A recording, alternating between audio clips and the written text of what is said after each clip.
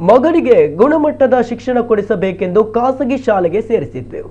ಆದರೆ ಶಾಲಾ ಆಡಳಿತ ಮಂಡಳಿ ಬೇಜವಾಬ್ದಾರಿಯಿಂದ ತಾವು ತಮ್ಮ ಪುತ್ರನನ್ನ ಕಳೆದುಕೊಂಡಿದ್ದೇವೆ ಎಂದು ಪೋಷಕರು ಕಣ್ಣೀರಿಡುತ್ತಿದ್ದಾರೆ. ಈ ಘಟನೆ ನಡೆದಿರುವುದು ಧಾರವಾಡದಲ್ಲಿ. ಮಗನಿಗೆ ಗುಣಮಟ್ಟದ ಶಿಕ್ಷಣ ಕೊಡಿಸಲು ಪೋಷಕರು ಖಾಸಗಿ ಶಾಲೆಗೆ ಸೇರಿಸಿದ್ದರು.